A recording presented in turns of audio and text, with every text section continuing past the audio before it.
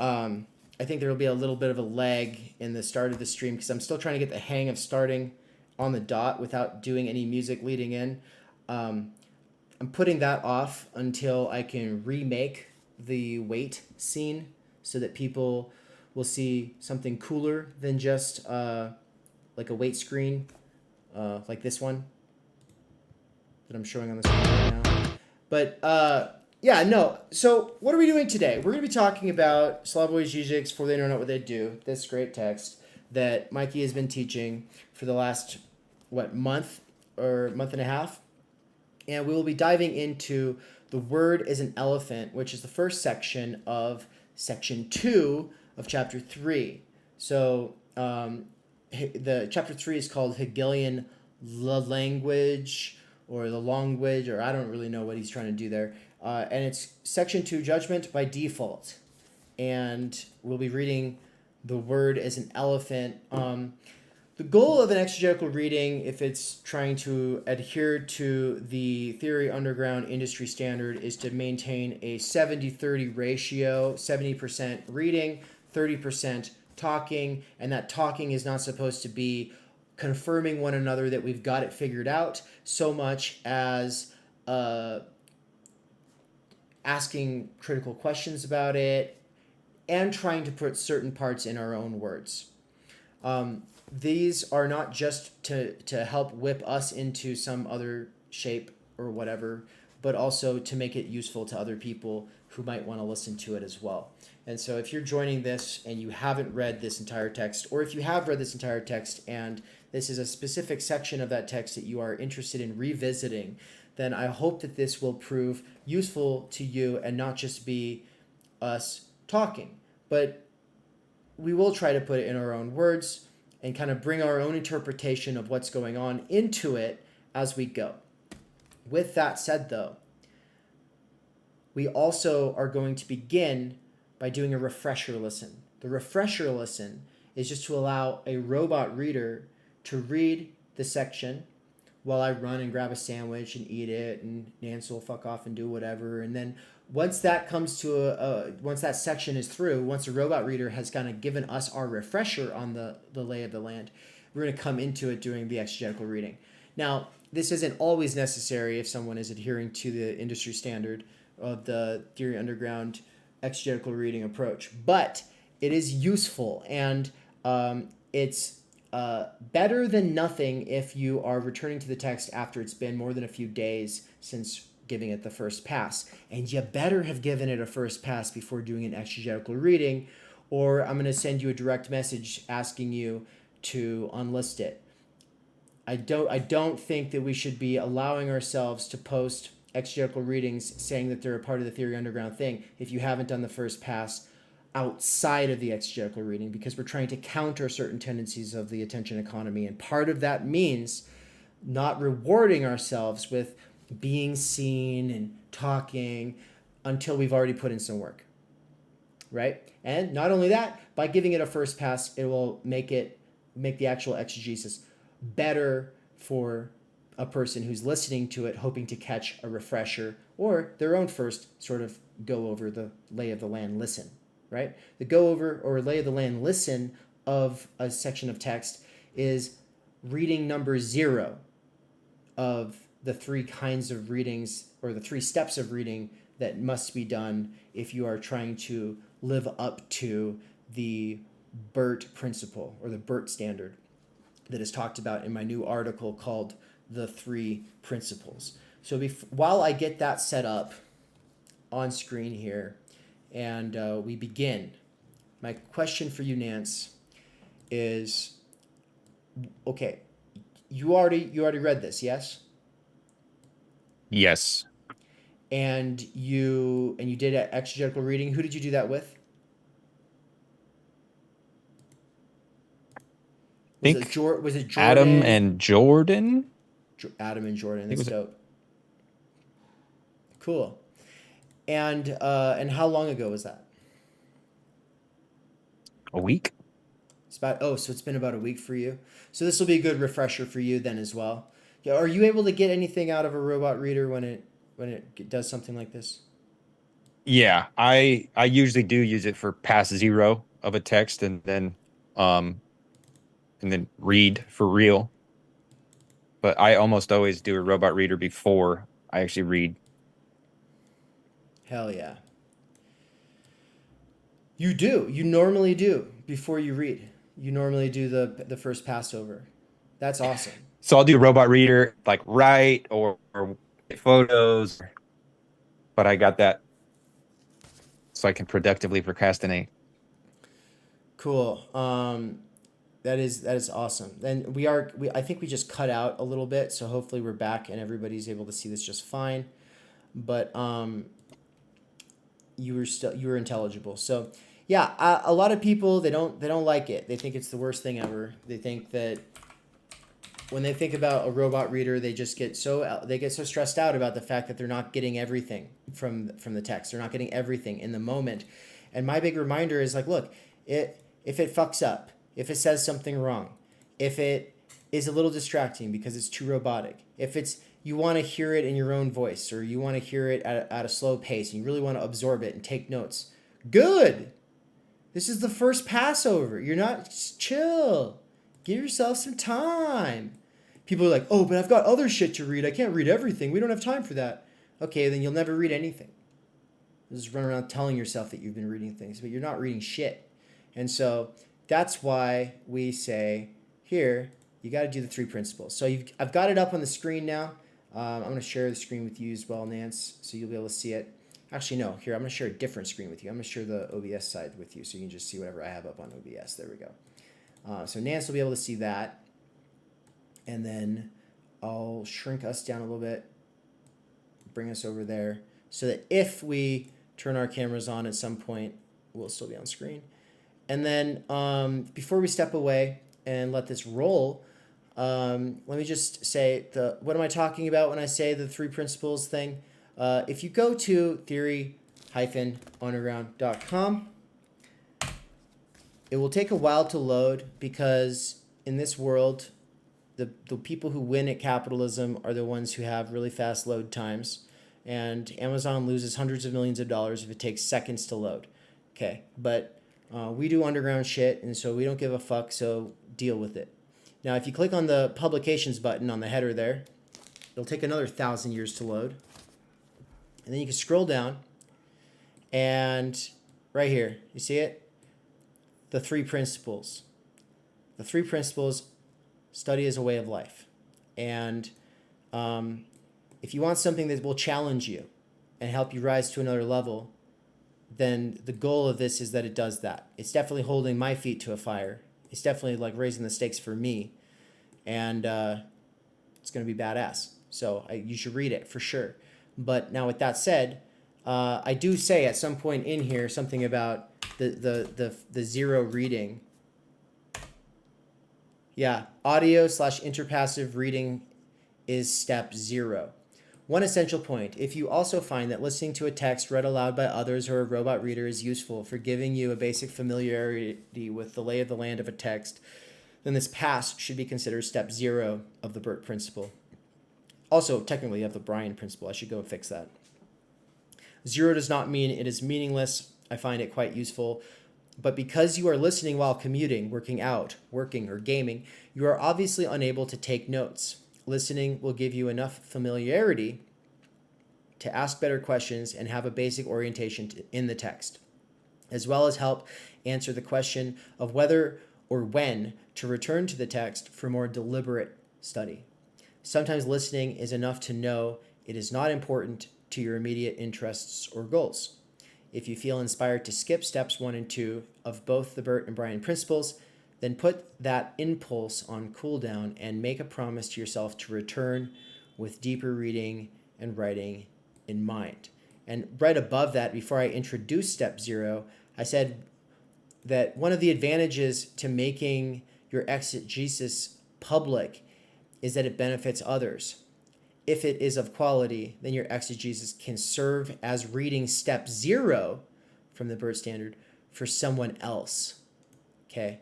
So some multitasking worker or distracted gamer somewhere, if not in your own reading cohort presently or in the future, might get the lay of the land and then be able to come back over the text for themselves. Anyway, that's just kind of like that's not what the three principles are about. The three principles are about like reading, writing, conversation in that order, and why this is necessary to resist the tendencies of the attention economy. But I said I wasn't going to do a whole bunch of talking before we jumped into it, and here I fucking am. So let's just get to it.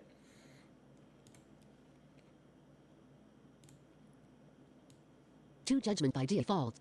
The word is an elephant. Okay, all right. I'll slow it down. I know. Lack People of are gonna be like, identity. "That's too fast, dude." Lack of identity as a key component of speculative identity finds its clearest expression in Hegel's theory of judgment, in the fact surprising for those who always expect the same infamous triad from Hegel, that there are four types of judgment and not three: the judgment of existence, the judgment of reflection, the judgment of necessity, and the judgment of the notion. Let us immediately show our cards. The three judgments actually acquire the fourth because substance is subject. In other words, the lack of identity between subject and predicate is posited as such in the fourth judgment, that of the notion. 13. Let us begin with the first form, the judgment of existence. This form derives directly from the individual as the last, third moment of the notion. Hegel starts a section on judgment with the proposition, the judgment is the determinatedness of the notion posited in the notion itself. 16. The judgment originally divides the notion, yet another of Hegel's famous wordplays, into subject and predicate, that is, the determinatedness of an individuality, of a self-subsistent, substantial entity as the final moment of the notional triad universal particular individual is externalized, opposed to individuality, and thereby posited as such. The individual subject is that predicate, this or that abstract universal determination. In Hegel's example, the rose is red. We must be careful here on 2 points.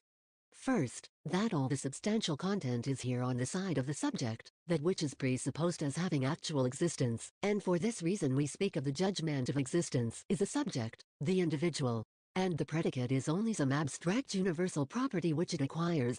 It has no self-subsistent existence. The adverse of it is that the relationship between subject and predicate is here completely external. The predicate is some completely indifferent abstract universal property, acquired by the subject, not something dependent on the subject's inner nature. The second form of the judgment of existence which follows the first, positive judgment, negative judgment, posits that indifferent external relationship as such by negating the first form. If the substantial nature of the rose is entirely indifferent to whether or not the rose is red, then we could just as reasonably posit the claim the rose is not red. As Hegel stresses, we do not negate the relationship of subject and predicate as such. The claim the rose is not red is considered only against the background of the rose having some other color, say blue. The negative judgment thus proceeds from the universal into the particular. The determinatedness of the predicate that was initially posited as an abstract universal is now specified as something particular. As a particular determination, the positive expression of the negative judgment is the subject. This individual is a particularity. The rose, for example, has some particular color. It is blue or yellow or red. The third form of the judgment, the infinite judgment, redoubles the negation already at work in the negative judgment, or rather brings it to its self-reference. It negates not only some particular predicate but the universal domain itself which was present in the negation of the particular predicate. The infinite judgment is thus senseless in its form. A particular predicate is negated, whose universal genus itself is incompatible with the subject, so we get such empty wisdom sentences as the rose is not an elephant, the spirit is not red, reason is not a table, and so on. These judgments are, as Hegel says, accurate or true, but nevertheless senseless and tasteless. Hegel adduces crime as an example of infinite judgment, and we can understand why precisely from what has been mentioned, in contrast to a legal conflict before the courts where both sides invoke particular laws one after another, yet both admit universal law, legality, as the obligatory medium. The criminal act calls into question the general sphere of law itself, the law as such. 17. The positive form of the infinite judgment, precisely because it negates not only the particular predicate but the genus itself in which the predicate could meet with the subject, is no longer a particular judgment implied by the negation. From the rose is not red, it follows that the rose is some other color. Yet from the rose is not an elephant, follows no positive particular determination. So the positive opposite pole of the infinite judgment can only be a tautology. From the rose is not an elephant, follows only that the rose is a rose. The tautology expresses in the positive form only the radical externality to the subject of the predicate. This truth of the whole sphere of the judgment of existence is what comes forth in the infinite judgment, because subject and predicate are completely external. No predicate can adequately determine the subject, or rather, the only adequate predicate for the subject is the subject itself. What remains enigmatic here is only that Hegel, next to tasteless negation and tautology, does not mention the third form of the infinite judgment, the apparently senseless affirmative form. The rose is an elephant, let us say. What we have here is not a kind of empty possibility, since such a form of the infinite judgment bears a speculative content of the dialectic of phrenology and the phenomenology of spirit. The spirit is a bone. It is only this judgment that fully expresses the speculative lack of identity by means of affirming the impossible identity of two mutually exclusive moments. This judgment is, if we read it immediately, experienced as patently absurd. The discrepancy between the moments is absolute. However, the spirit, as power of absolute negativity, is none other than this absolute discrepancy. 18. One must read the thesis "the substance is subject" as exactly such a kind of infinite judgment. It does not mean that the substance is really subject, that the subject, self-consciousness, is the ground, the substance of all existence, but draws us into an absolute contradiction between substance and subject. Substance can never catch up with the subject, can never encompass in itself the negative power of the subject.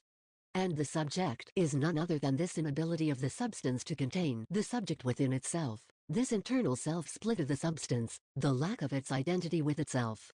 Therein consists the speculative reversal which gives us the key to the logic of the infinite judgment. It is not enough to say that there is a lack of identity between substance and subject. If we do only that, we still presuppose substance and subject as two positive, identical entities between which there is no identity.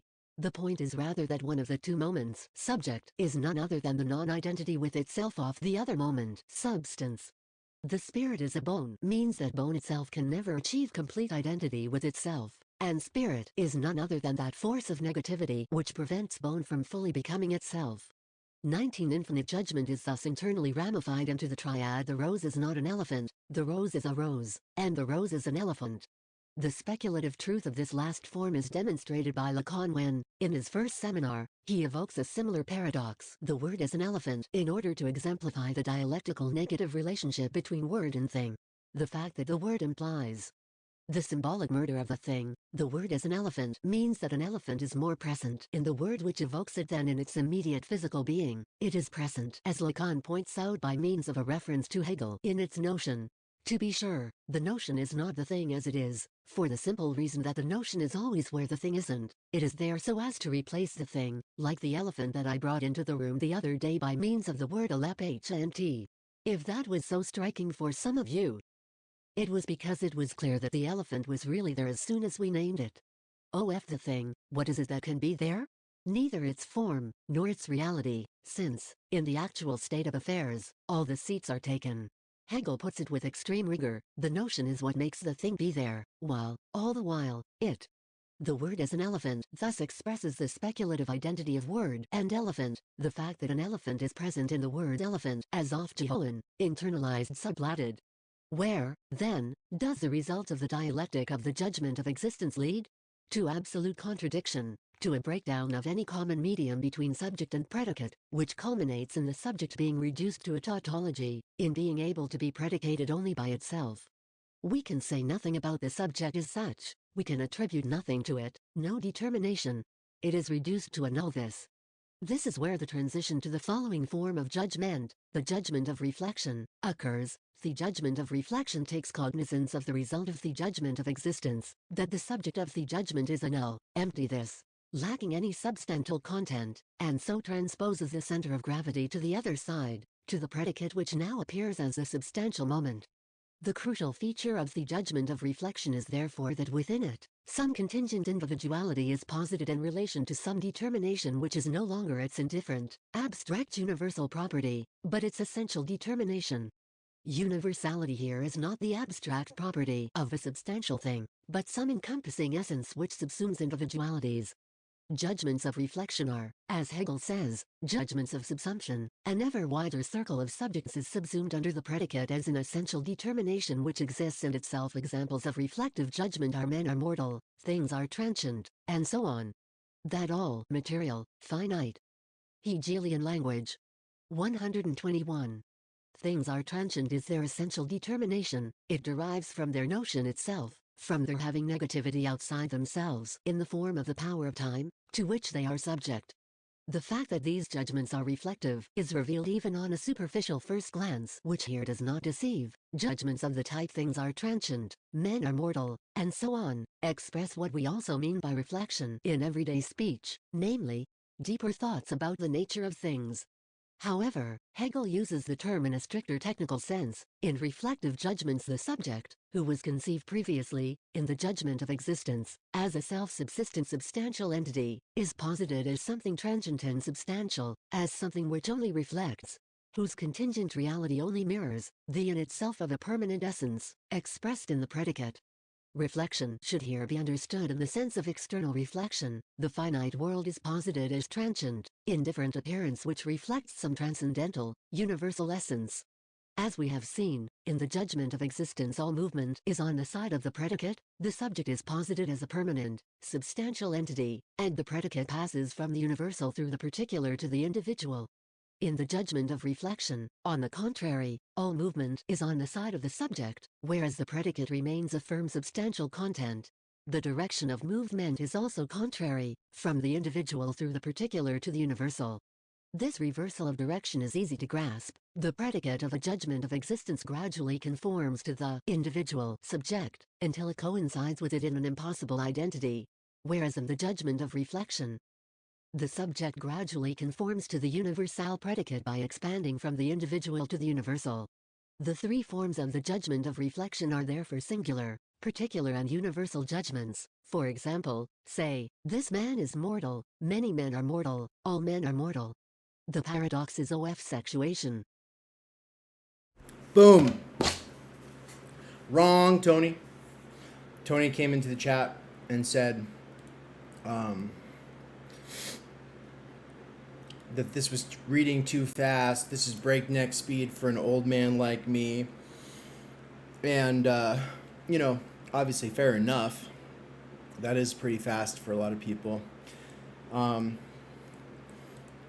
He said, and then I said, did you hear the part before the robot reader? He said, it is probably related to the topic of study as a way of life. But back in my day, all we had was books. If you wanted to read Lacan, you had to want a book, and you had to get a book and give it its sweet time. That's hilarious. I know, he's talking like he's older than us. That's the funny part. Tony's like acting like he's in his 40s over here.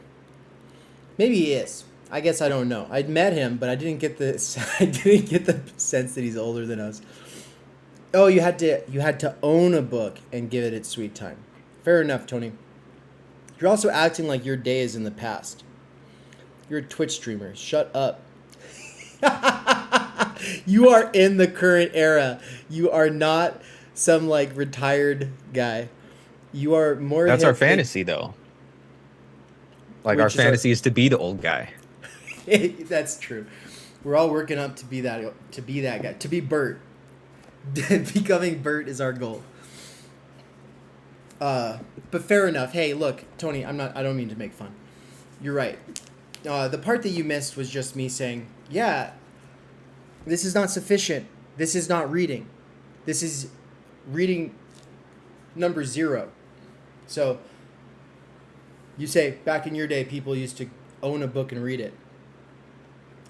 Maybe they did.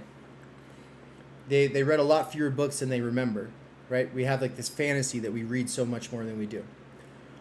Fine. That's fine. But the goal of listening is not to replace reading. It's just to give yourself a quick little lay of the land. If you sit there and turn pages and read word for word, you're supposed to be getting the lay of the land before you really go much further, before you do the second reading, which is the one where you're trying to put it in your own words, right? The first reading, if it's just the lay of the land, it's supplemented pretty nicely by a reading prior to that that is just a skimming, that is just listening. I mean, it's also supplemented by looking at the table of contents, looking at the title, looking at the sections, thinking how they fit together, reading the first paragraph of each section. This is what they call gutting a text in graduate school. But if you don't want to just be a charlatan, then gutting a text can be good if it's actually just considered a way of priming yourself for the first real reading. So yeah, it's definitely not a replacement. Now, with all that said, we're going to take it on back to the top and start that section over again, now that we gave ourselves a quick rundown. If you were listening to that and you were confused, then good. If you were not confused, then you weren't really thinking. You're like, oh no, I get it. I totally understood all that. Oh yeah, we're very impressed. Good job. So I'm going to quit screen sharing here and bring it over to a different view. Here we are. And then I'm going to bring up the reader so that we're able to, instead of doing it in the robot reader, we'll be doing it from Acrobat. Now, are you going to be reading off of the screen I share, Nance, or are you going to be reading off of your own copy or something like that? I'll probably read my PDF. Okay, so then I don't have to share my page with you. I just share it with the audience. Let's see. Get it here. All right, so somebody in the future, please timestamp this for, in a second, timestamp the part where we actually dive into the real text itself, right? Because a lot of people are going to want to skip straight to that, and that's great. This was for us. We did it for us more than anything else. It was just a refresher. But here we go. Before they don't know what they do, page 117. Okay, 117. Let's see if I can get there. I feel like that's more than halfway through the book. Oh, you know what? It's because the fucking forward to this book is so big. He basically wrote It's a like separate 60 pages. Yeah. It's like 60 Chapter pages. 0. Yeah, chapter 0, exactly. Okay, so all right, we begin. So having done a quick refresher over this part, I remember that it was a part that really confused me. Towards the end, as it gets into the word as an elephant, it's really easy to remember that, you know, what he's doing with speculative identity, which we've talked about before.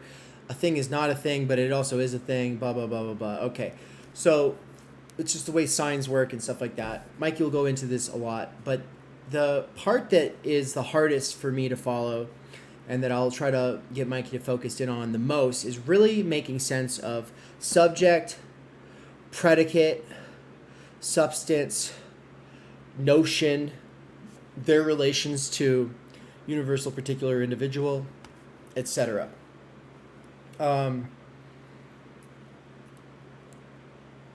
Anything you want to say before we start? All Nope. right. The word is an elephant.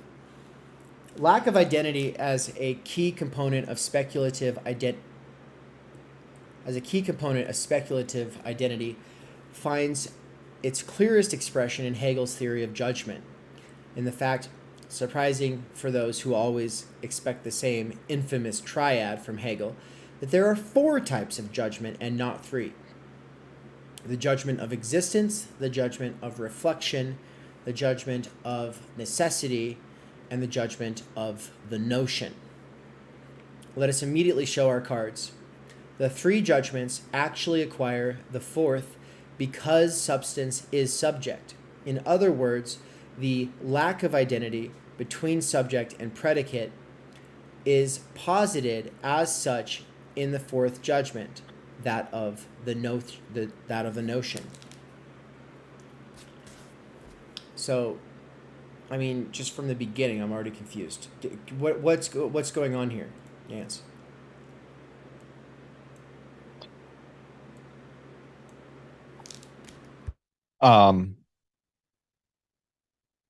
I take it that it's pointing out that the judgment necessitates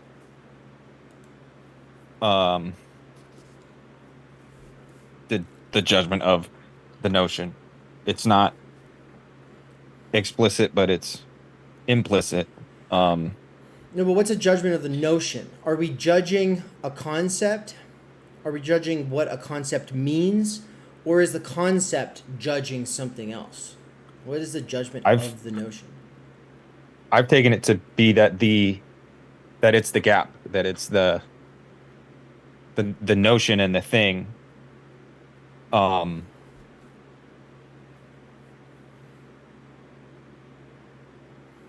The judgment is the gap between the thing and its notion.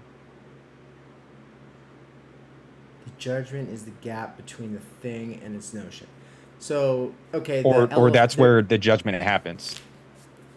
So an elephant, there's the real elephant in the woods. You're trying to talk about.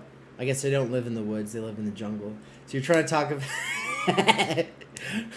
So you're trying to talk about the elephant in the jungle, and then you're trying to talk about its the concept of the.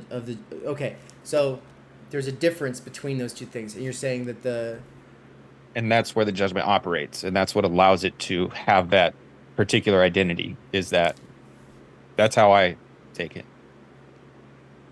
Have been taking it. Okay. So obviously the triad has to do with everything with Hegel's always thought to be with triads, and you have a synthesis, antithesis, synthesis, or no, a thesis, antithesis, synthesis, and that's the triad, and that's wrong. But then like this maps to three kinds of judgment, but there's actually a fourth judgment, which should surprise the people who make this triad thing. So lack of identity as a key component of speculative identity finds its clearest expression in Hegel's theory of judgment. From before, speculative identity is when the identity of a thing is also in its difference. Identity is identity and difference, right? It's identity in logic is A equals A, but identity in this more ontological sense, or in this more linguistic sense, is identity and difference. That's speculative identity. Okay? A equals all that is not A. A equals A and what it is not. Right, exactly. And then the judgment of existence, the judgment of reflection, the judgment of necessity, and the judgment of the notion. The judgment of the notion being the one that is basically speculative identity being applied here, which is how we get to say substance is subject, spirit is a bone, the word is an elephant, right? But those first three types, those first three stages, we didn't touch on those. The judgment of existence, the judgment of reflection, the judgment of necessity. To try to keep with our 70-30 principle, let's keep going. Let us begin with the first form, the judgment of existence. This form derives directly from the individual as the last third moment of the notion. Hegel starts the section on judgment with the proposition the judgment is the determinatedness of the notion posited in the notion itself. The judgment originally divides the notion, yet another of Hegel's famous wordplays, into subject and predicate. That is the determinatedness of an individuality, of a self-subsistent, substantial entity as the final moment of the notional triad universal, particular, individual, is externalized, opposed to individuality, and thereby posited as such. The individual subject is that predicate. This or that abstract universal determination. In Hegel's example, the rose is red. So, yeah. what? The judgment of existence. This form derives directly from the individual as the last third moment of the notion. Right. So is that the we, movement from universal to particular to individual? Yeah, in So other it's in other places we've been saying singular instead of individual, right? But yeah, so the movement of universal to particular to individual, we're talking about a predicate. We're talking we're talking about a subject that is predicated. It's divided though, right? It becomes divided from itself. In any sentence, there's always a subject. There's always a predicate, right? But also in any story or anything that we are perceiving and trying to make sense of, there's always a subject and a predicate. That subject is predicated by all these other things. But there's like this weird move where they get separated. Is that right? Are you following with that, or do you want to problematize it? no, yeah, I think I'm tracking.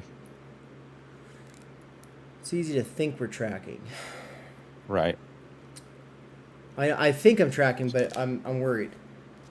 Let's keep going. We must be careful here on 2 points. First, that all the substantial content is here on the side of the subject, that which is presupposed as having actual existence, and for this reason we speak of the judgment of existence, is the subject, the individual, and the predicate is only some abstract universal property which it acquires. Yeah?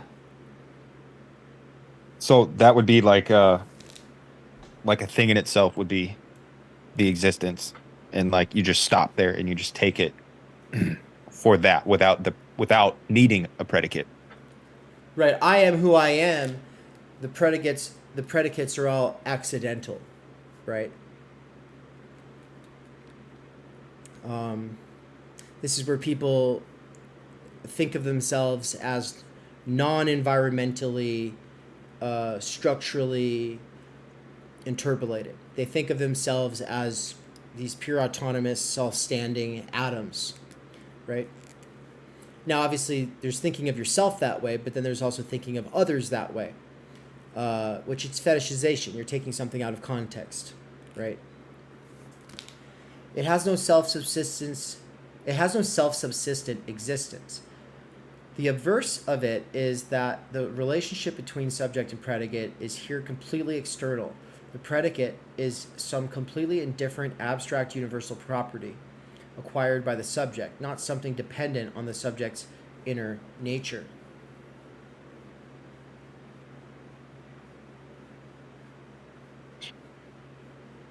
Right, that would be the so where the first half of this, I was using the example of a person, and we're using this very, this libertarian kind of perspective, which is like, oh, a complete self-standing individual able to make choices purely rationally outside of forces, structures, environment, that obviously set parameters on the possibilities that one's able to choose from, and obviously has a lot to do with not just the possibilities at one's disposal, but also the ways that one develops. The exact opposite of that is this totally structurally overdetermined Althusserian approach that robs all agency from the subject and just sees everything as sees the subject.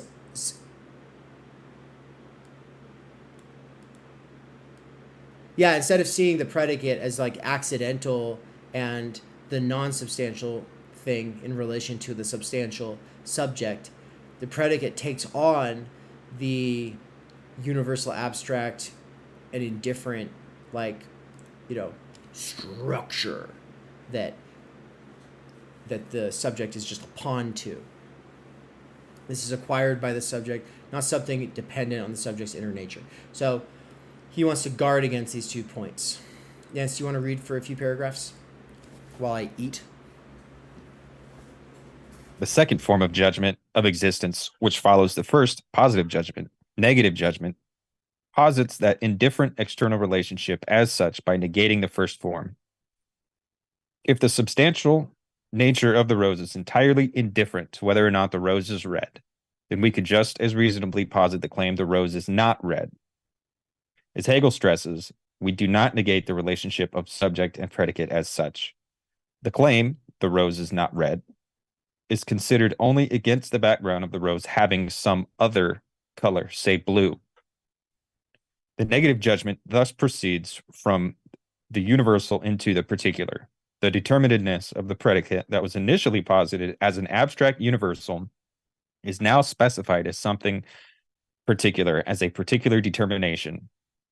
The positive expression of the negative judgment is the subject, this individual, is a particular. The rose, for example, has some particular color. It is blue or yellow or red.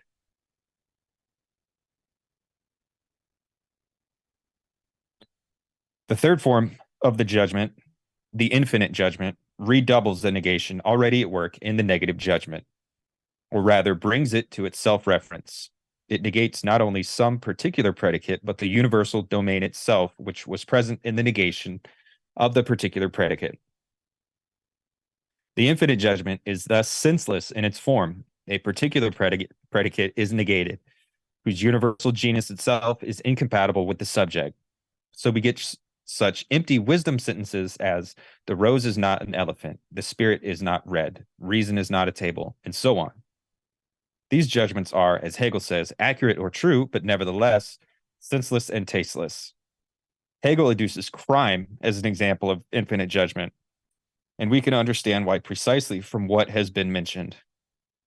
In contrast to a legal conflict before the courts where both sides invoke particular laws one after another, yet both admit universal law as the obligatory medium, the criminal act calls into question the general sphere of law itself, the law as such. The positive form of the infinite judgment, precisely because it negates not only the particular predicate, but the genus itself in which the predicate could meet with the subject, is no longer a particular judgment implied by the negation. From the rose is not red, it follows that the rose is some other color.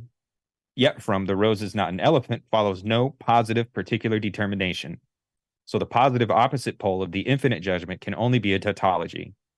From the rose is not an elephant follows only that the rose is a rose. The tautology expresses in the positive form only the radical externality to the subject of the predicate. This truth of the whole sphere of the judgment of existence is what comes forth in the infinite judgment. Because subject and predicate are completely external, no predicate can adequately determine the subject, or rather, the only adequate predicate for the subject is the subject itself.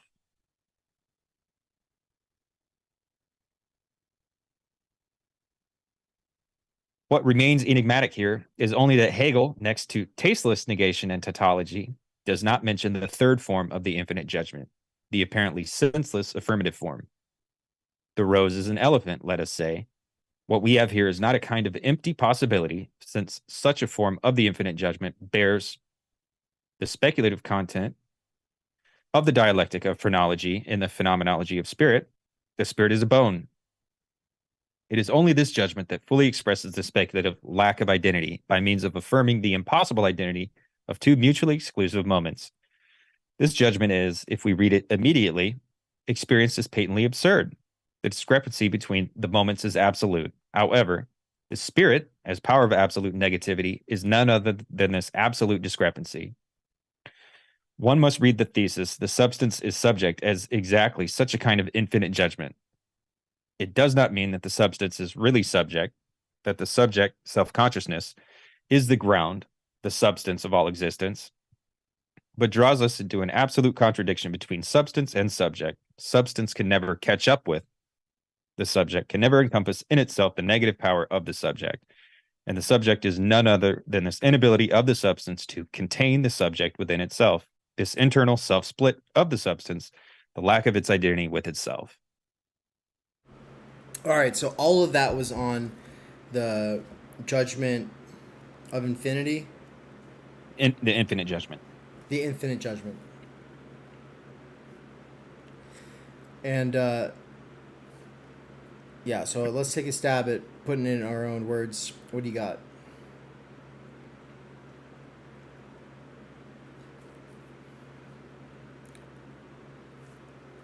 So first, the negative judgment. Um, So you just did that section too. yeah, I forgot. Okay. Second form of the judgment of existence. Um, Just to say something's I not think that something. just means. Well, I think that means it opens up the possibility of a thing being having a predicate. By saying it has not this particular predicate, it's stating that it necessarily has some other predicate. That's the negative judgment. Yeah. So the subject does not have this other predicate. So if the subject is the rose, then the subject does not have what? It doesn't have a house, I guess, right? That's the infinite judgment. Oh, then how would you? So the Okay, negative is just, I guess, the obverse of the judgment of existence. So here's this rose, that's existence.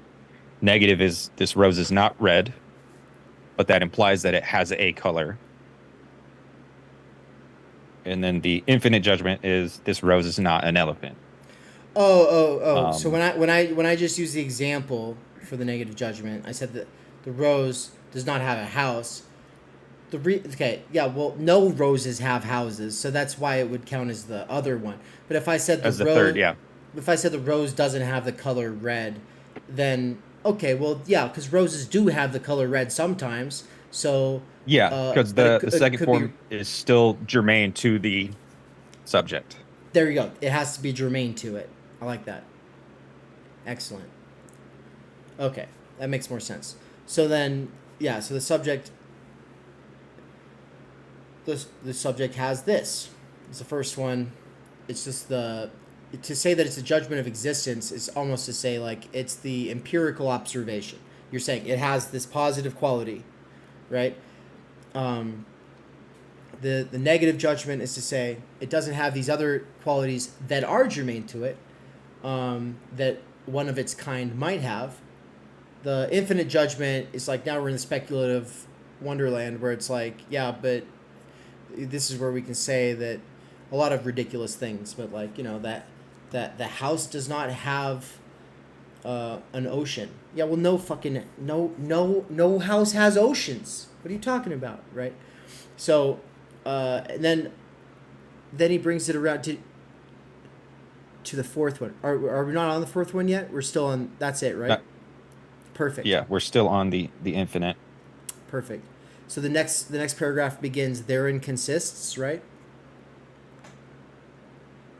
Yes. Therein consists the speculative reversal which gives us the key to the logic of the infinite judgment. It is not enough to say that there is a lack of identity between substance and subject. If we do only that, we still presuppose substance and subject as two positive identical entities between which there is no identity. The point is rather that one of the two moments, subject, is none other than the non-identity with itself of the other moment, substance. The point is rather that one of the two moments is none other than the non-identity with itself of the other moment, substance and subject. So when people hear substance is subject from Hegel, they always think, oh, this is idealism. He's trying to say that subject and object are the same thing, right? That's what you should be thinking here when he says subject and substance. In a lot of ways, people would use the term substance here just to mean objects. So substance is object. Oh, see, we've gotten out of the subject-object dualism by saying they're the same thing. And Slavoj is like, no, that's not true. That's not what he's saying. He has developed this thing called speculative identity, where part of thinking anything includes thinking how it is and is not in relation to these other things. Okay, that's the point. So here the spirit is a bone means that bone itself can never achieve completely identity with itself, and spirit is none other than the force of negativity which prevents bone from fully becoming itself. Okay, and that section of Hegel's Phenomenology of Spirit is where he's debunking phrenology, which is judging people on the basis of their skull size and shit like that. They tried to develop a science around that. There's a lot of racist motivations involved in phrenology, and it was a pseudoscience all along. But he debunks it, and but he is also saying, though, that he's like, look, the fact is like spirit in the sense of human culture, spirit in the sense of psychology, mind, but more in the sense of like culture and history, like your historical situatedness, your being in the world with other people, like the spirit of the times, like Geist in this sense is not. Andrew actually said this in his exegetical reading recently. He said spirit with the one he did with Nikki and Nick.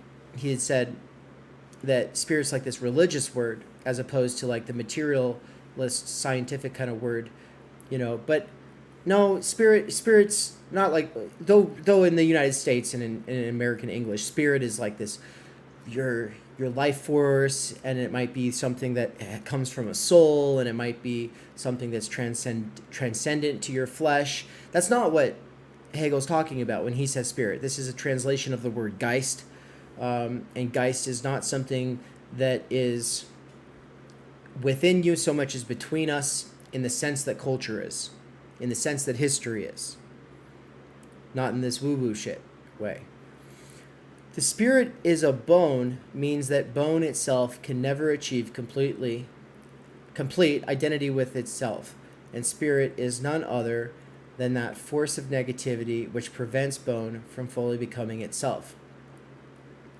Infinite judgment is thus internally ramified into the triad. The rose is not an elephant. The rose is a rose. The rose is an elephant. The speculative truth of this last form is demonstrated by Lacan when, in his first seminar, he evokes a similar paradox. The word is an elephant, in order to exemplify the dialectical negative relationship between word and thing. The fact that the word implies the symbolic murder of the thing.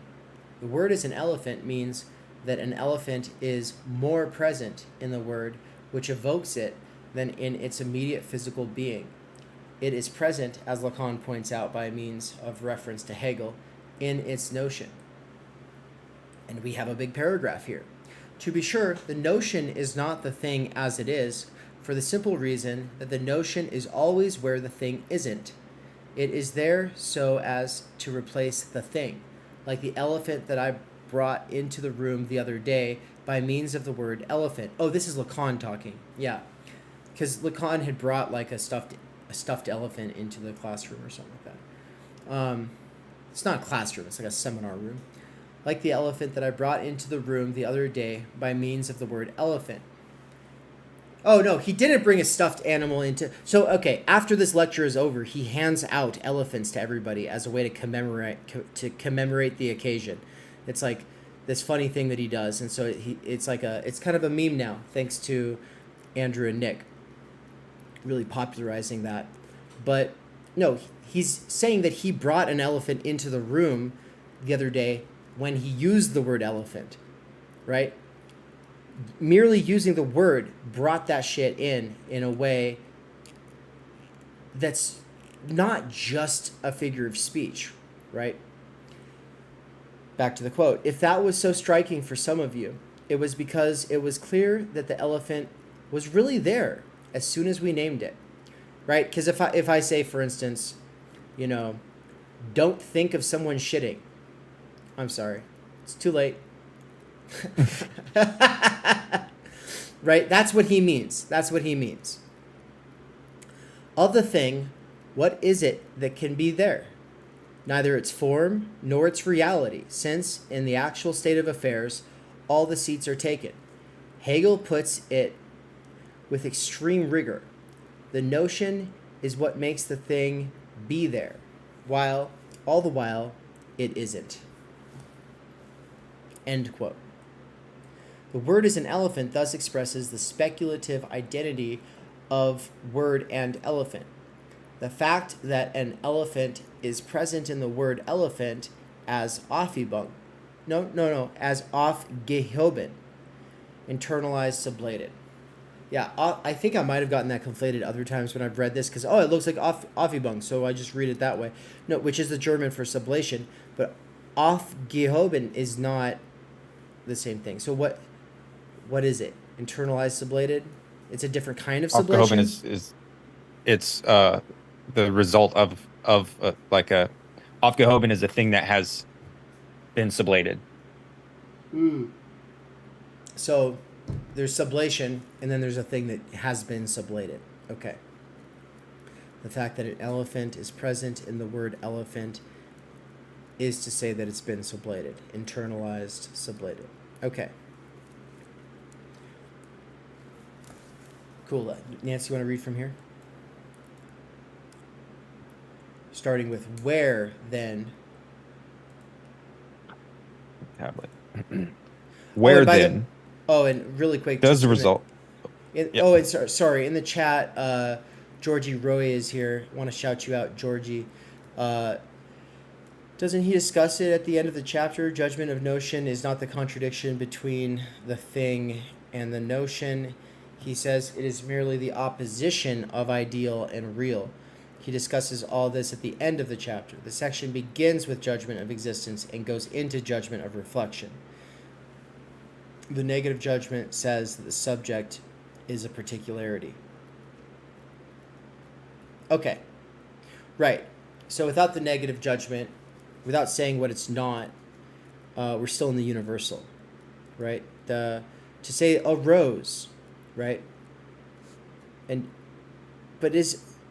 the judgment of existence also be saying that it's a particularity because the negative allows for the particularity, because a rose, again, like if you took the judgment of existence, then you would be thinking like a thing in itself, like independent of all predicates, and then the negative comes in and opens the space for a predicate. So without that, so that's always operative. So okay, but let's take it to a thing itself. We're talking about a rose, a concrete rose. You're looking at that rose, right? And it has positive characteristics. Those positive characteristics are predicates that belong to its particularity. But you're still in the universal at that level of the judgment of the existence until you're at the judgment of the negative judgment. Maybe that's moving from like the Platonic rose to the rose in front of you necessitates that negation of all the possibilities versus. But again, it couldn't just be this rose is a house, because that's not germane to the rose itself. So it would have to be a possible possibility rather than a senseless. It would have to be a potentiality rather than an everything thing. Okay, and Georgy says positive judgment is universal. The rose is red. Then we get negative judgment. The rose is not red. That means the rose can be red, yellow, blue. Now the rose is a particularity. I mean, the rose is a particularity when it's red too, right? Or are you saying it's not because if it's a red rose, then it actually kind of fits our universal notion? We have this universal notion of roses as being red. So, and that's the movement. Like, that's the movement from the Platonic rose to the rose in front. Like that's the process of I mean, it's not, the rose is not coming into being, but you're perceiving the rose and you're understanding the rose. Like, that's movement. So in the judgment of existence, to even classify it in the first place, it has to be resembling the universal. And then in order to start recognizing it in its particularity, you have to start seeing ways that its particularity negates its universal, right? So people see me and they think a man, but then they go, too short. They go, they go,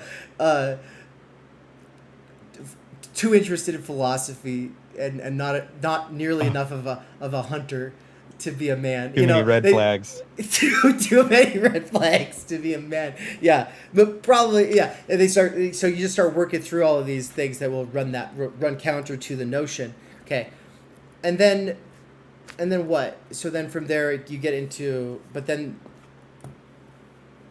And then the infinite, the tautology. Yeah, yeah, because like trees aren't mountains or oceans or right. So in that more semiotic sense, when we talk about Saussure, it's not just that words have associations with one another and get their meanings through comparison and contrast with one another, or just through a word association. No. It's also that, yeah, there are certain words evoke other words, yeah, but also like a lot of like what makes a lot of words work is that they aren't certain other things, not just things that belong in their in their categories, right? We're not just talking about like, yeah, well, ducks aren't chickens. Yeah, but ducks also aren't platypuses and whales, right? So you just go down the line. This is always operative. We don't usually go there when we're talking about things, but this level is always present in language, but we're talking about it as a judgment.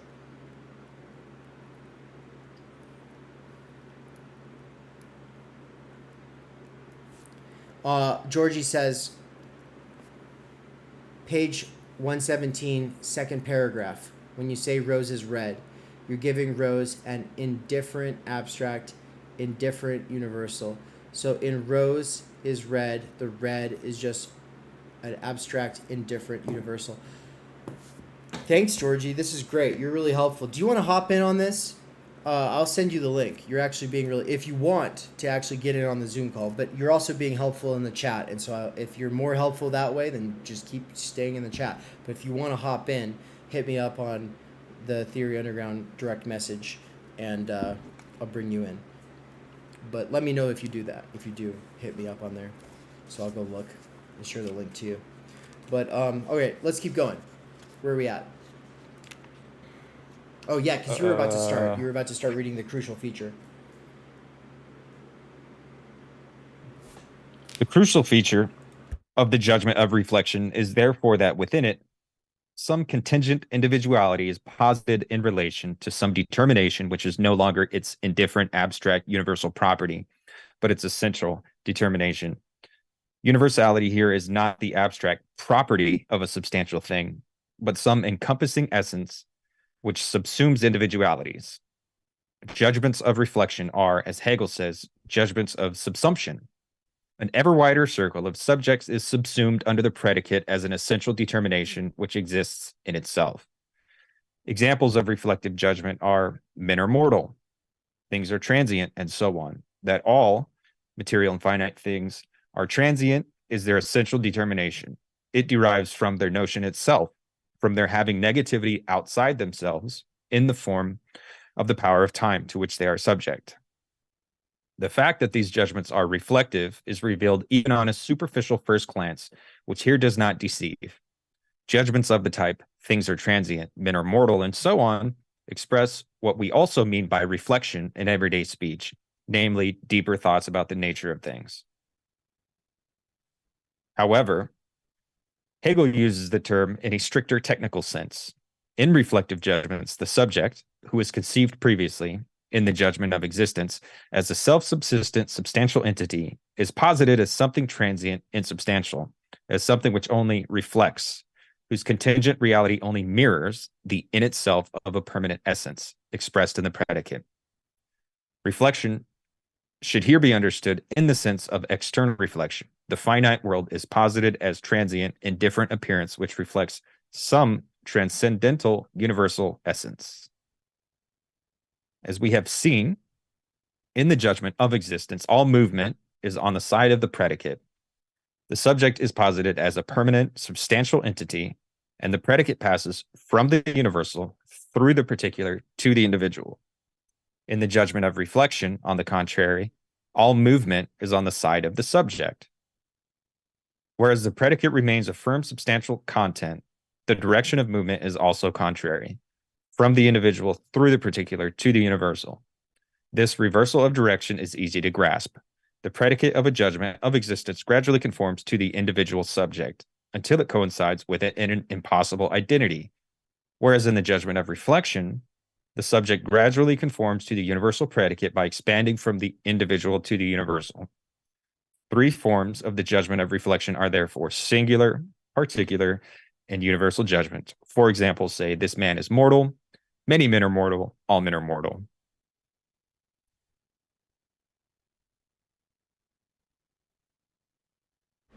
Excellent.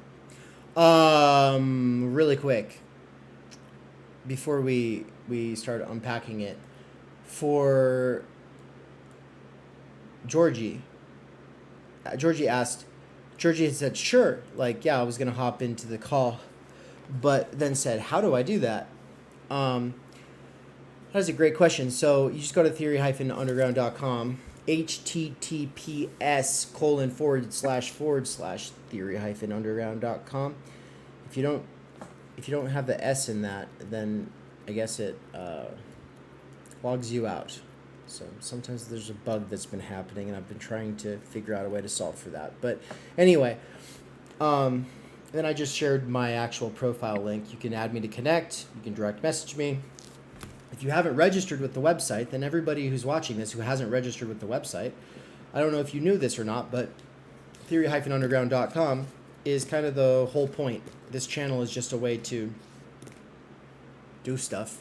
You know, YouTube makes video stuff a lot easier, but the site's the real deal. Like, that's where the forums are, that's where the courses are, that's where we're all based, that's where we message each other, and that's where we also organize exegetical readings. So the one that Nance did with Adam and Jordan, or the one that Nikki did with Andrew and Nick, or when she did one with us, like those are fun. Those are really cool experiences, and they come out of Theory Underground. So definitely want to be on there. But let's try to lay into this a little bit. Oh, and by the way, if you try to register with the website, the verification email will go to your spam folder. It's almost guaranteed to go to your spam folder. A lot of people message me, I signed up for your website like 2 weeks ago. I'm still waiting for the verification email. Yeah, it's in your spam folder. I'm sorry. I don't control the world of email, but in its defensive maneuverings against spam and other kinds of shit, now a lot of important stuff ends up in spam folders, and that's just the way that it is. I wish that it wasn't that way, but you just got to get good at finding your spam folder nowadays, or you'll miss everything. Let's dig into this.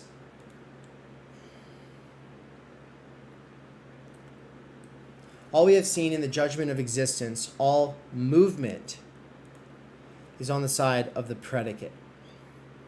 The subject is posited as a permanent, substantial entity, and the predicate passes from the universal through the particular to the individual. In the judgment of reflection, on the contrary, all movement is on the side of a subject.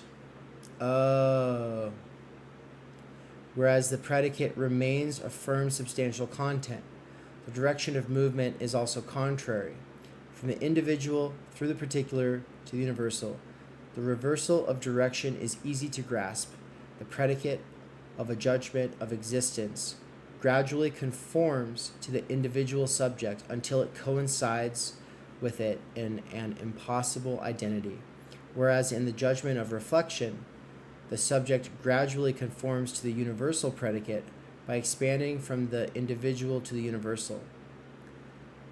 The three forms of the judgment of reflection are therefore singular, particular, and universal judgments. For example, say, this man is mortal. Many men are mortal. All men are mortal.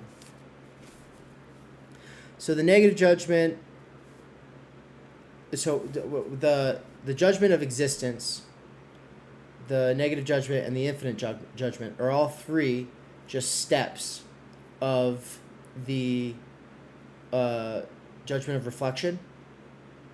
Judgment of existence. Didn't he So there's the just positive, say, the he negative, and the infinite. no, but he just said the three forms of the judgment of reflection are there for singular, particular, and universal. Is a judgment Yeah, of the judgment of reflection is not the same as the judgment of existence?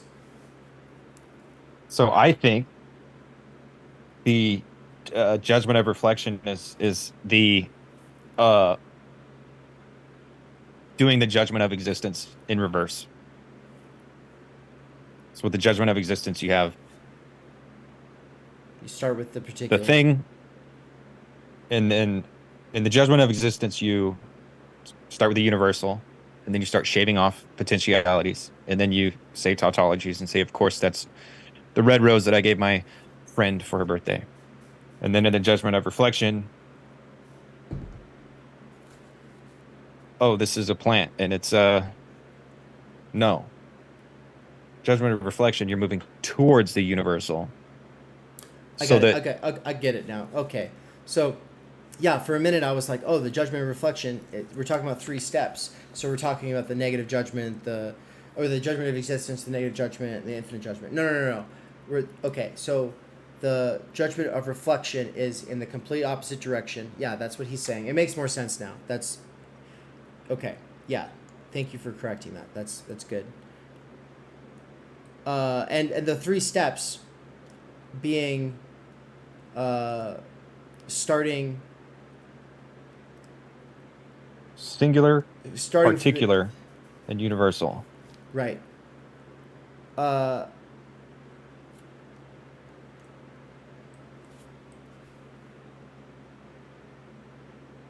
Okay, so this rose is red.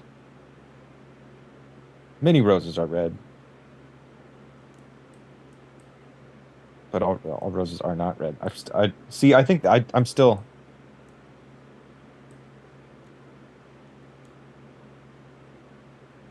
Well, I guess no. These fail. These necessarily fail. That's.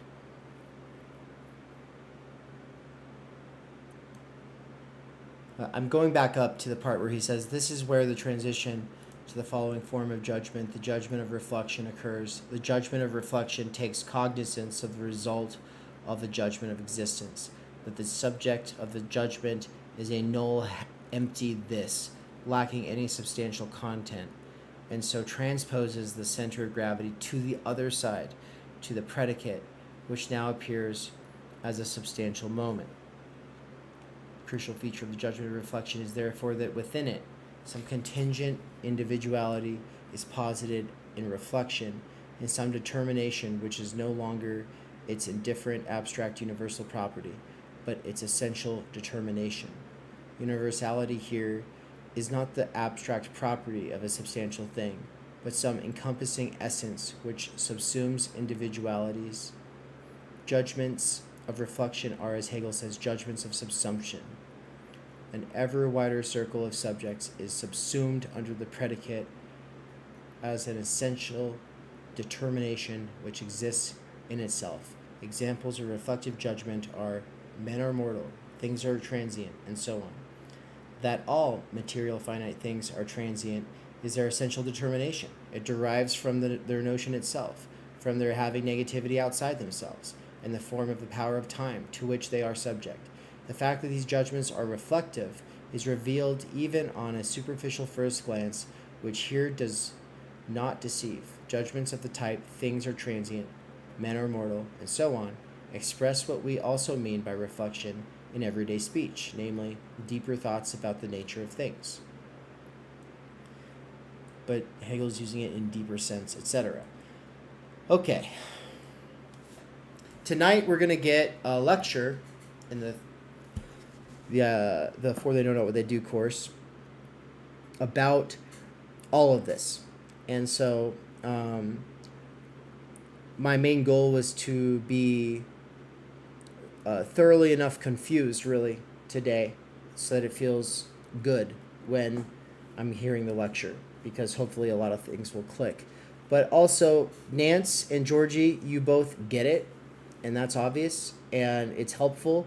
You've both been really helpful. I know Nance is shaking his head thinking he doesn't get it, but come on, you've been really helpful here. And you both are awesome. But we're about to close this thing out, actually. And so, Judgment of Existence is what we said before. I'm not getting the spam. So you've not gotten a confirmation email? You tried to register with the website. You did not get a confirmation email. And it didn't go to the spam folder. But you're not able to log in with what you just set up on the site. If that is the case, then I think you have to like try to, you just tell it you forgot your password or something, and then it'll like, that should work. That worked for Mikey when he had that problem. Just try to log in, tell it to resend, tell it, oh, I forgot my password, and then you should be able to do it that way.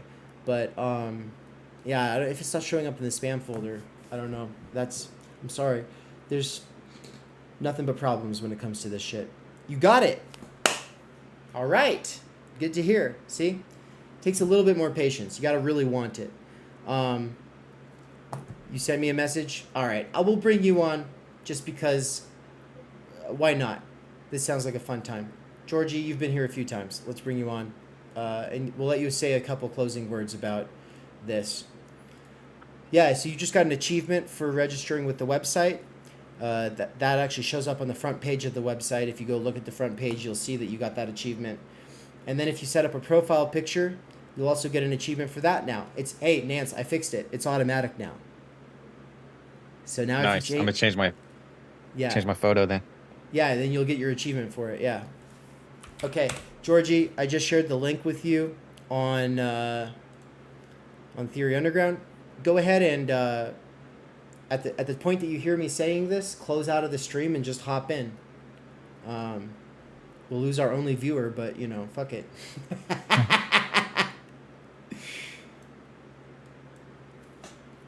What I look forward to hearing about from Mikey that I know we're going to get tonight in the lecture is how this is a fundamental critique of the ideology of substance ontology. That's what I'm excited about. What does that mean? Well, fuck. It's not my job to lecture about it, but the long and short of it is John Locke and even Descartes, David Hume, Kant to some degree, Spinoza and Leibniz, like all these big modern thinkers from philosophy, from modern philosophy, they all are in various ways thinking a theory of, or developing a theory of substance ontology, which Nietzsche was one of the first to critique as a sort of byproduct of language itself. You're taking language and the way it frames things literally, and now you see everything as self-standing, subjects and predicates, right? And you see them as separate, and they're not. And so, I mean, Nietzsche's a big critic of Hegel, but he didn't really ever tarry with Hegel, and so, what we see is that, Hegel's actually one of the earliest and most profound critics of substance ontology. Heidegger is probably the most well-known. Heidegger also has problems with Hegel, also didn't spend the time necessary to really dwell with Hegel. Heidegger, as a sort of Nietzschean, who's trying to develop his own systematic phenomenology as an immanent critique of Husserl, does his critique of substance ontology in Being and Time, and it is the coolest book in the history of philosophy, next to maybe a few others. I mean, I want to say it's the greatest, but it's also, there's a few others, but it's up there. It's in the top 5 for sure. And I've got up on the screen right now. Oh wait, you can't see the screen right now. People can't see the screen. While we're waiting for Georgie to hop in here, I'm gonna share an advertisement here. I'm gonna scroll down. This is just my Instagram, but if you see, as you see, wait, where is it? Ah, right here. I can make it so you see this as well.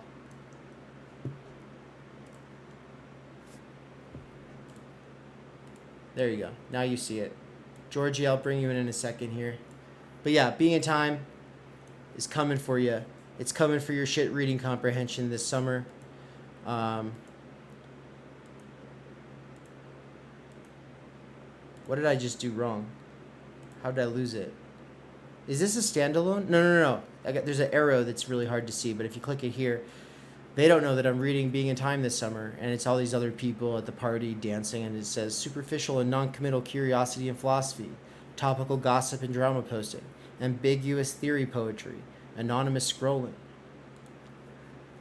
It's got the person who's laughing and the wrestler dude who's about to wreck him coming up behind him, and it's got Being in Time over the dude who's about to wreck him's face. And it says Death Drive needing a serious challenge. And who's Death Drive about to wreck? My rational, pleasure-seeking ego desiring comfort this summer. And then it's got a message from Mikey saying, hello, philosophy friends. David McCarricker just announced that he is going to be teaching a course on Martin Heidegger's Being in Time this summer at Theory Underground. This book is one of the greatest works of philosophy ever written. Few books have changed my life this much, as much as Being in Time did. However, it's notoriously difficult. The good news is that Dave has been studying it for over a decade now. Dave will be a great guide through the philosophical masterpiece. If you're interested in this upcoming course, then check out this primer video Dave just made. Definitely go check out the stream that I just did on it. I don't want to push anybody to do something that they're not feeling up to, and in fact, I did that whole stream just to discourage you. If you're interested, I want to discourage you. But if you're really up to it, then go for it. And then there's an early bird sale for the month of April with a discount code at the bottom of this, and you can see it all there. But also, it says Being in Time, summer 2023, Saturdays. Lectures held via Zoom. 9 a.m. Pacific Time, 12 p.m. Eastern Time, 6 p.m. Central European Time. So I really hope that some of you will be able to make it, and if money is an obstacle, there is a scholarship opportunity for you there as well. Just follow that link that's there on the screen. With all of that, I'm done with the advertisement. We're back to what we're doing. Let me stop sharing. Let me bring in Georgie.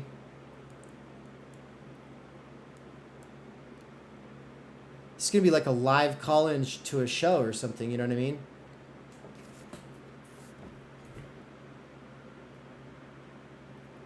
Welcome, Georgie. How's it going, man? Can you hear us? I think your mic and your camera might be off. Still connecting. Still connecting. Having trouble. There he is. There they are. Hello? Are you there, Georgie?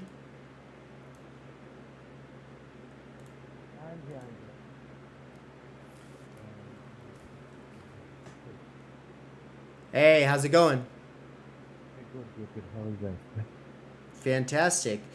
You've caught more than one stream with me before, right? Yeah. I've been with you guys for the past 2 chapters. So you stopped last week, right?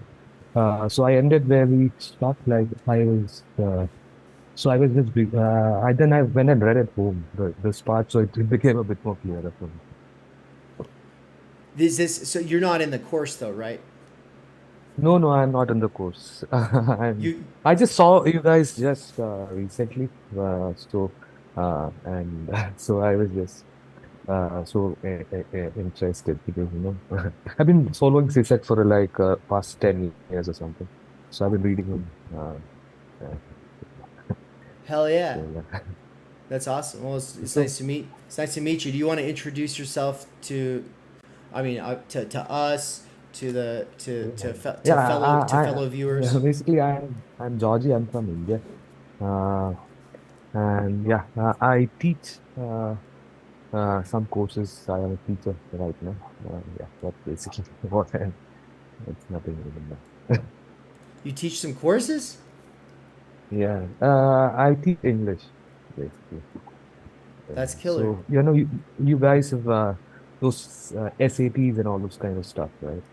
Yeah. So, there are a lot of these Indians who want to go there and like settle there. They don't like India. Everyone wants to go to the West these days. So, basically I'm teaching a course that I was doing my PhD for the past 7, 8 years. I couldn't complete it. So I'm also a dropout in that sense. So, I found you guys and I was like really, yeah, interesting. Yeah, that's basically, so uh, yeah, that's basically who I am, I guess. Badass. Badass. This is definitely a place Super with cool to meet you.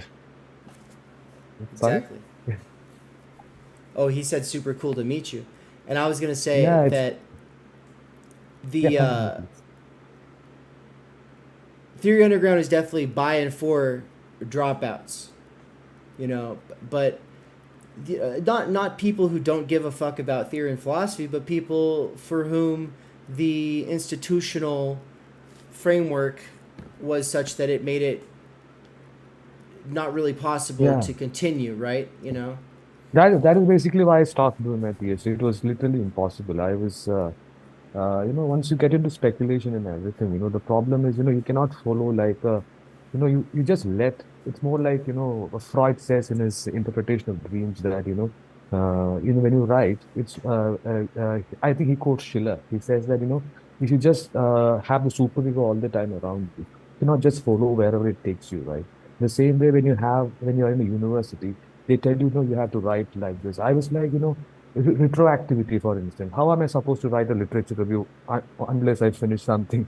So all of these kinds of things, and it's just very hard to like work in such a space. So and that is why when I think I saw your first interview, you and I forget the name of the other person who teaches you. I'm very sorry about it. Mikey. Oh, it's Uh, Mikey. Mikey, yeah, Mikey. You guys had an interview with Cadell last, right? So yeah, so that's when I saw you guys, and I was like, oh, and you introduced us, by saying that it's a place for those people who do not belong anywhere. That's basically that was very interesting. So I was like, oh, I want to check you guys, and the best idea is basically, your exegetical readings are actually nice because I'm almost alone all the time. I don't even care. You. Till I'm. reads this, I I'm can sorry. nothing. Right? I'm I sorry. just keep The reading alone.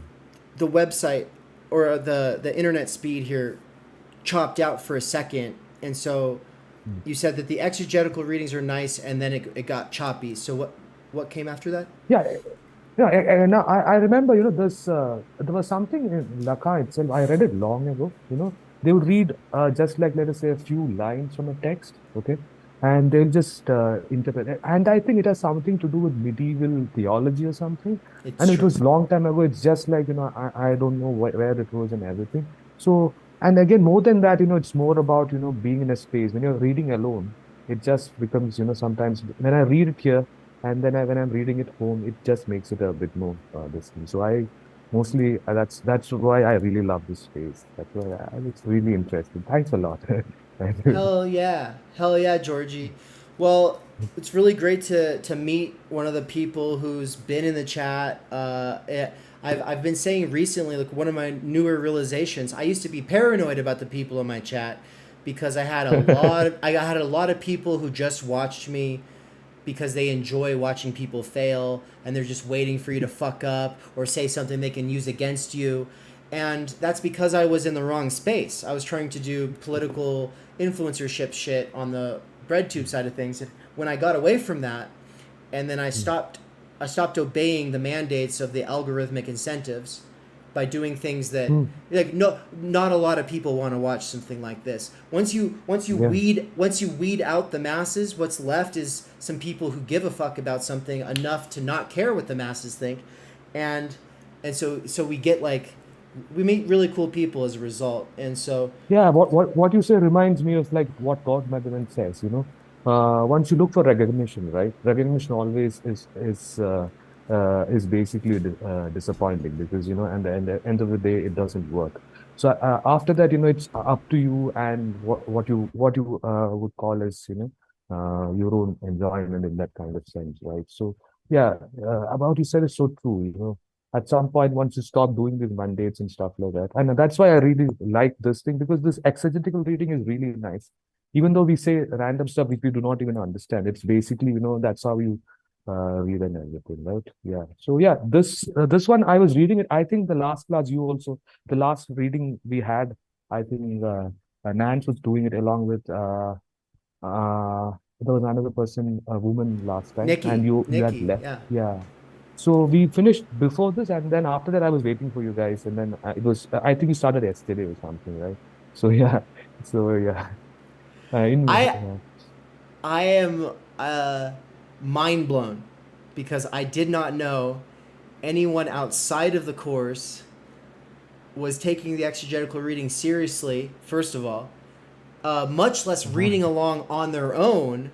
So, like, the fact that Oh, you read this chapter preempting the next exegetical reading on this channel blows my mind. And so, I just, I've got a lot of questions and things I want to share with you now, but we'll have to save that for a follow-up yeah. conversation because I actually have to close out and get ready for that lecture that's coming up here in a couple hours. I got a bunch of things I have to do in the real world before course Yeah, yeah. begins. But do you both? I want to give you both an opportunity to say something final about this chapter, or about meeting, in this conversation. And so, just I want to give you both the closing moment here to say your bit.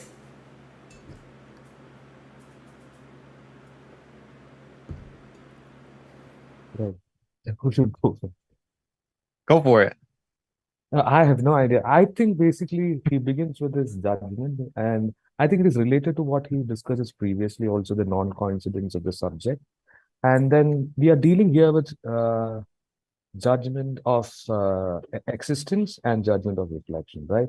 I think the judgment of Yeah. existence, as Nance has also said, there are four things. One is basically the positive, this thing, where you say the rose is red. Over there, the point is basically the red is basically very abstract in that sense. Again, he's very clear there. He says that it's external. It's not part of the subject. It's just anything random in that sense.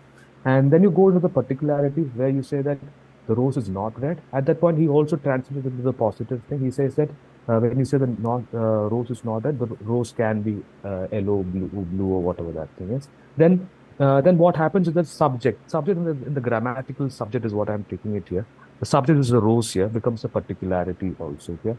Then we say I think that infinite judgment. I didn't discuss that too much there. I think it is the rose is is not an elephant, right? So basically, even if it is senseless, that clearly brings out the non-coincidence between the subject and the predicate there. And that is where I think in page number 119, the first line there, he says that that is where the subject is basically, he says this particular sentence, which gives me that particular, yeah. You So say it's he at says, the yeah. first sentence or paragraph of 119. 119, the last sentence of that paragraph. Because subject and predicate are completely external, no predicate can adequately determine the subject, or rather, the only adequate predicate for the subject is a subject itself. So when you reach this infinite judgment, what you are dealing with is basically the non-coincidence of the subject and the predicate in an external sense here. So what happens there is then ultimately you can only say the subject is the subject. I am I. Basically, the tautology is what the only, because no predicate can encompass me. And then ultimately from this, I'll just jump into the next part where he says that, ultimately it is at this point of this non-conscious of the subject that we go into the judgment of reflection, where over here, basically, we are not dealing with stupid externalities. We are reflecting. That is why he says that it's much more like it reminded me of reading Pessoa, where he gives you some kind of really good reflections. So basically, in reflection, the other one, that's where I think you guys were discussing it. For me, what I got from this was basically in the judgment of reflection, you are not just, it's the subject that is, I think, it's the subject that is moving here. So in the previous one, first you have a universal, the rose is red, then you have the particular, then you have the singular, the rose is a rose, right? Over here, you have man is mortal, men are mortal, and all are mortal, right? You are going from the particular individual to the particular, to the skin. So over here, it is not just external abstract reflections. Over here, we are getting reflective stuff. So I think there's a difference between the words that we can use here. We cannot just say any random stuff as a reflection, right? When you said things are transient, so basically it is only at the moment where we arrive at this non-constant that we can go into reflection. So that is where he goes. That's basically, I couldn't read the last part because I was just trying to log in and everything. So that's a bit more hazy. That's what I generally understand from whatever we were discussing. I think that's, for me, I think that's a key to unlock a little bit of understanding, is that you begin reflecting at the non-coincidence. Yes. And that's what it serves. Then you go into reflection, right? Yeah. And it's, yeah. And that's why you go into reflection. And that's what purpose it serves.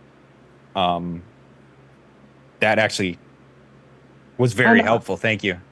And I think the other thing is also very important here. What Dave was pointing out when he says that the known coincidence, right?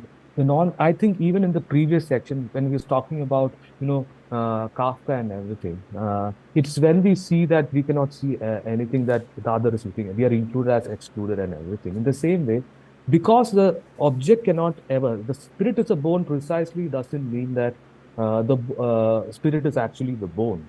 It is the non-consciousness of the bone itself that is at that point, that it is at that level that the spirit or the subject is located.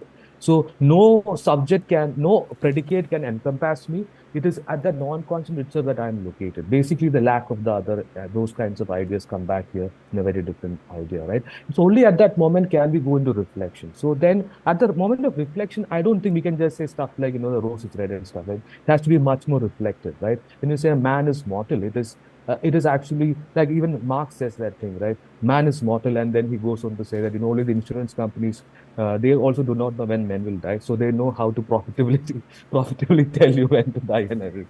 So it's basically those kinds of judgments are a different kind of a thing. So I think I couldn't read it again, so I couldn't get into that discussion. So I'll just stop there. Basically, that's basically what I thought. Thank you. I think you just did it. You really, I think what you did was you quilted the whole conversation. And so we'll let that be the quilting point. I'm going to end this right now by turning it over to, should it be for the US tour or for the Burt $50 patron? Nance, you decide. Which of the ads should I run? Do Burt. Okay, we're going to run the Baudrillard in Idaho? Baudrillard? Baudrillard in Boise fucking Idaho. Yeah. All right, everybody, take care. Peace. Sign up to be a $50 patron if you've got deep pockets, and if you don't, then make big sacrifices. I'm just kidding. Bye. I couldn't believe it when I saw that poster. Baudrillard.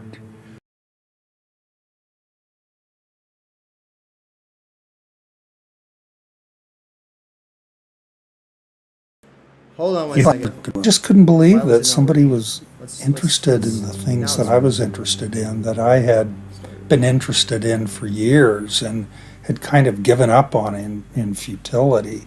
I'd labored in solitude for so long. I had no one to talk to about it, no one. No. I'm going to see if I can start the video over again. I don't know why it lagged out like that. That's never happened before. Let's try one more time. 3, 2, 1. Peace, everybody. I couldn't believe it when I saw that poster.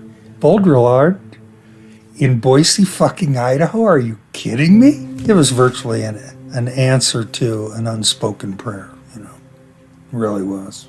And I just couldn't believe that somebody was interested in the things that I was interested in, that I had been interested in for years and had kind of given up on in futility.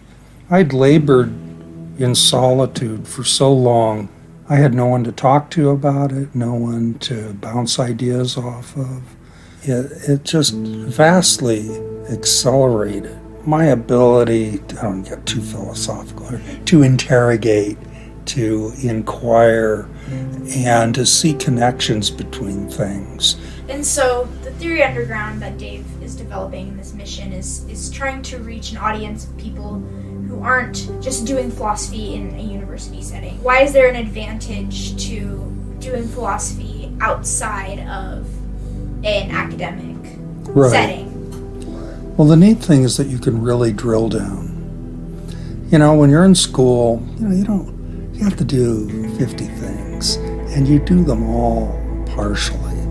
And it's like you're digging a well, and you're digging very shallow wells. When you can drill down deep and take your time and really get into something, especially with a company of fellows, that you get into the slipstream of a great philosopher, and you just have to take the deep dive. But initially, a lot of these philosophers, they're speaking to a tradition, they're trying to resolve specific problems, and they just assume you know what those are, that you've had their life experience.